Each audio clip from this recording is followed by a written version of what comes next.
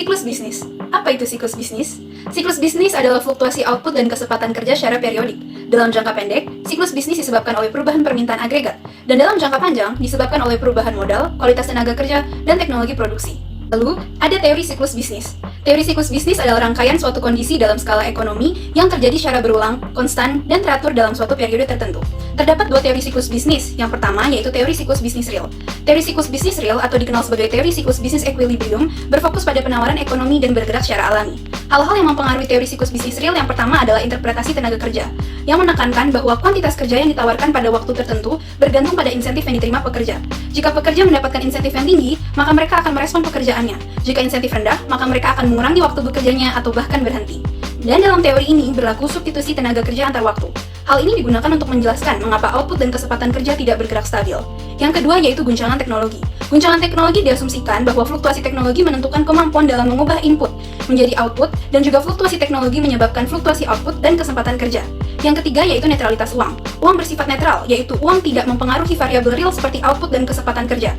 Karena dalam menambah jumlah uang beredar hanya akan berpengaruh pada kenaikan harga-harga secara agregat, yang artinya bahwa penyesuaian akan terjadi, sehingga kesempatan kerja dan output akan tetap berada pada porsi yang sama. Kedua adalah teori siklus bisnis Keynesian. Teori siklus bisnis Keynesian ini memiliki pandangan yang kontras dengan teori siklus bisnis real. Bila teori siklus bisnis real berfokus pada sisi penawaran, maka teori siklus bisnis Keynesian berfokus pada sisi permintaan. Langkah otoritas moneter dalam menambah jumlah uang beredar berdampak pada peningkatan pertumbuhan ekonomi secara agregat.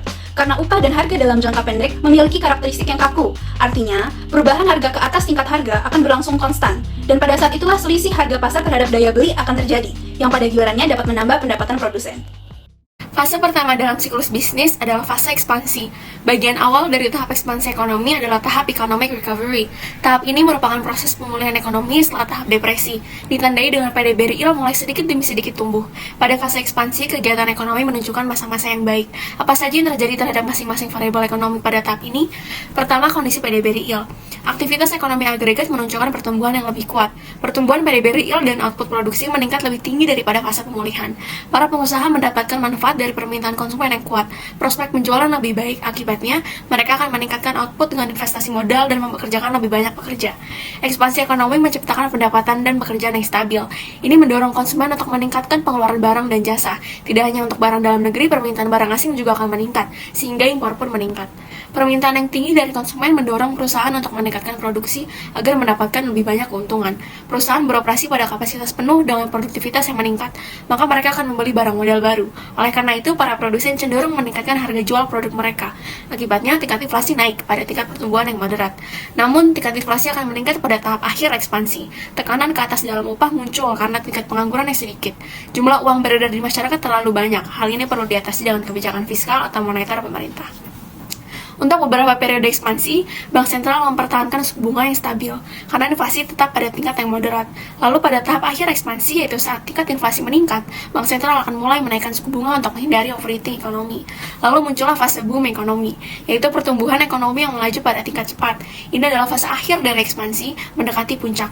Inflasi yang tinggi mengarah pada ekonomi yang terlalu panas atau overheated ekonomi. Jika situasi ini tidak terkendali dengan benar, maka bisa mengarah pada inflasi yang tidak terkendali atau hiperinflasi, yang dapat mengancam stabilitas mata uang domestik. Apa yang terjadi setelah puncak? PDB real aktual akan mencapai output potensial, yaitu output maksimum yang dapat dihasilkan perekonomian suatu negara. Pengeluaran konsumen dan produksi mencapai tingkat maksimum. Hal tersebut mengindikasikan pengangguran rendah dan inflasi yang tinggi. Inflasi yang lebih tinggi berarti nilai real uang melemah. Pekerja melihat upah mereka saat ini tidak cukup untuk mengimbangi kenaikan inflasi. Oleh karena itu, mereka meminta upah yang lebih tinggi. Kenaikan upah mendorong kenaikan biaya produksi yang mengindikasikan kenaikan harga barang. Akibatnya inflasi akan semakin tinggi. Kondisi tersebut akan terulang kembali. Inilah yang kita sebut dengan spiral upah harga atau wage price spiral. Spiral tersebut mendorong inflasi ke arah yang tidak terkendali. Untuk mengatasi ledakan ekonomi tersebut, maka harus diadakannya kebijakan ekonomi kontraktif. Kebijakan fiskal kontraktif bisa dengan menaikkan tarif pajak dan mengurangi belanja pemerintah. Kebijakan moneter kontraktif bisa dengan menaikkan suku bunga, menjual surat berharga, dan menaikkan rasio cadangan wajib.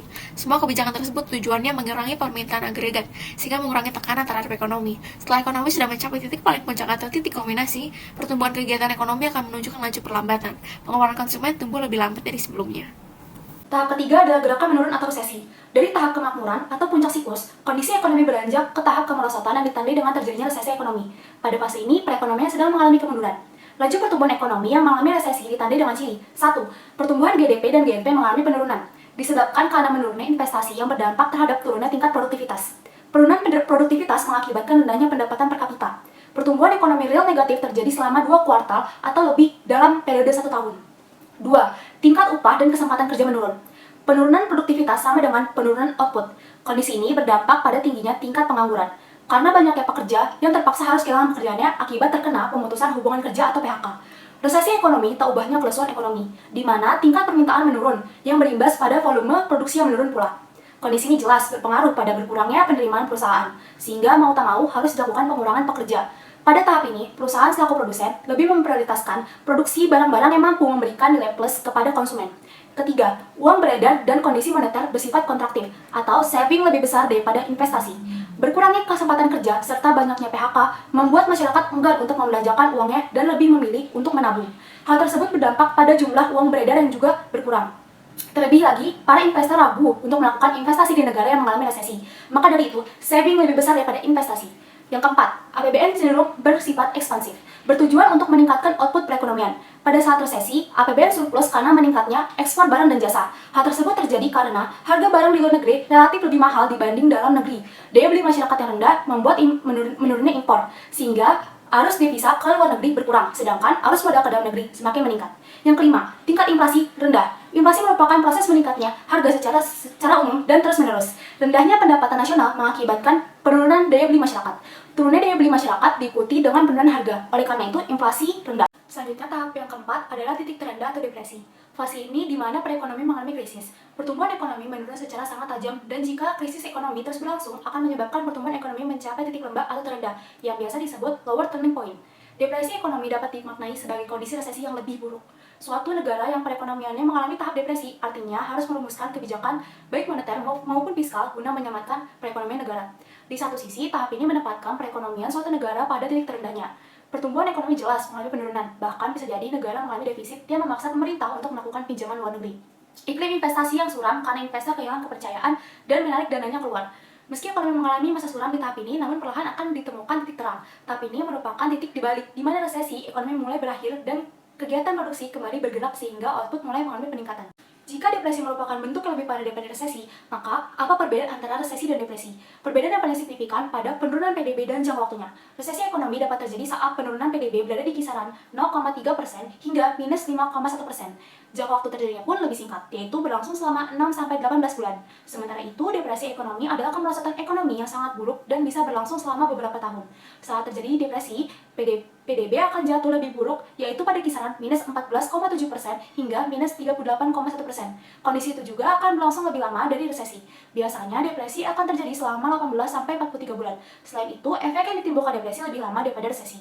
Faktor apa saja sih yang menyebabkan siklus bisnis? Nah, siklus bisnis ini disebabkan oleh dua faktor. Faktor pertama yaitu syok perekonomian dalam negeri, dan yang kedua adalah faktor syok perekonomian luar negeri. Nah, faktor syok perekonomian dalam negeri dan faktor syok perekonomian luar negeri ini disebabkan lagi nih oleh dua faktor, yaitu faktor endogen dan faktor eksogen. Nah, untuk faktor endogen sendiri itu mencangkup kebijakan ekonomi dan kebijakan yang diterapkan pada suatu negara, seperti adanya perubahan konsumsi yang menyebabkan kebijakan tentang pajak dan suku bunga berubah, adanya transfer atau subsidi BLT, yang ketiga adanya perubahan selera masyarakat. Nah, selain perubahan konsumsi, ada pula perubahan pengeluaran pemerintah yang menyebabkan adanya program tertentu, seperti pengeluaran negara untuk COVID-19 pada saat ini nih. Nah, selain itu ada faktor eksogen. Faktor eksogen itu faktor seperti tingkat harga minyak dunia berubah, adanya pemilihan umum pada negara tersebut, dan perubahan ekspor neto, dan adanya juga perubahan investasi. Nah, hal itu yang menyebabkan siklus bisnis berubah nih di dunia. Apa aja sih jenis dari siklus bisnis itu sendiri? Nah, siklus bisnis memiliki 3 jenis nih. Yang pertama, jenis jangka pendek, jangka menengah, dan yang terakhir jangka panjang. Untuk siklus jangka pendek atau Kitchin Cycle, nah siklus jangka pendek ini ditemukan oleh Joseph Kitchin pada tahun 1923. Nah, siklus ini memiliki durasi sekitar 40 tahun.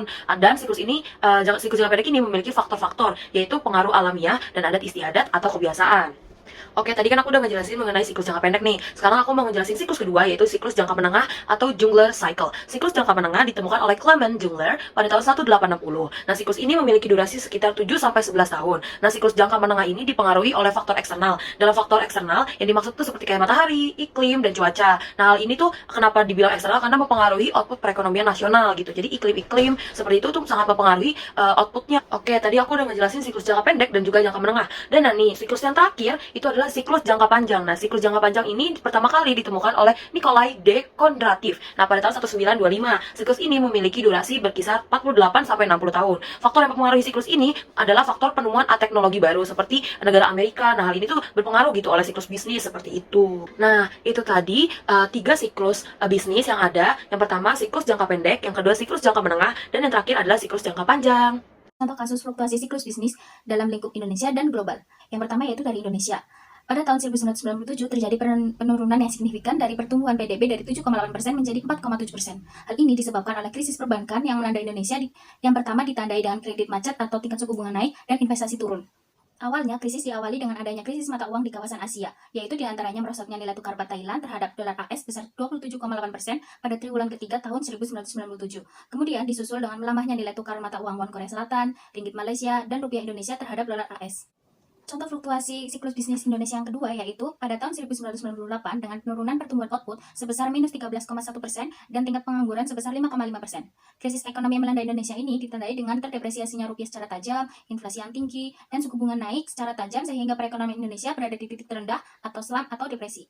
Nah, untuk contoh fluktuasi siklus bisnis secara global, yaitu yang pertama ada resesi ekonomi tahun 1973 sampai 1974 yang ditandai dengan embargo minyak oleh negara OPEC yang disebabkan oleh Perang Yom Kippur. Resesi ekonomi ini menyebabkan harga minyak naik dari 4,31 dolar menjadi 10,11 dolar yang artinya mengalami peningkatan sebesar 134,5% yang disebut dengan gejolak minyak pertama atau first oil shock. Hal ini menyebabkan turunnya pertumbuhan ekonomi negara-negara maju atau advanced economy yang melebihi dari 3%. Contoh fluktuasi siklus bisnis dalam lingkup global yang kedua yaitu resesi ekonomi tahun 1981 yang disebabkan oleh revolusi Iran tahun 1979 dan perang Iran-Irak tahun 1980. Hal itu mengakibatkan harga minyak naik dari 15,85 dolar menjadi 39,5 dolar per barel atau naik sebesar 149,2% yang dikatakan dengan gejolak minyak kedua atau second oil shock. Dan turunnya pertumbuhan ekonomi negara maju atau advanced economy yang mendekati 3%. Contoh fluktuasi siklus bisnis dalam lingkup global yang ketiga yaitu resesi ekonomi tahun 1990 yang disebabkan dengan invasi Irak ke Kuwait pada Juli sampai dengan November 1990. Akibatnya harga minyak naik sebesar 73,4% dan pertumbuhan ekonomi dunia turun melebihi minus 1,5%.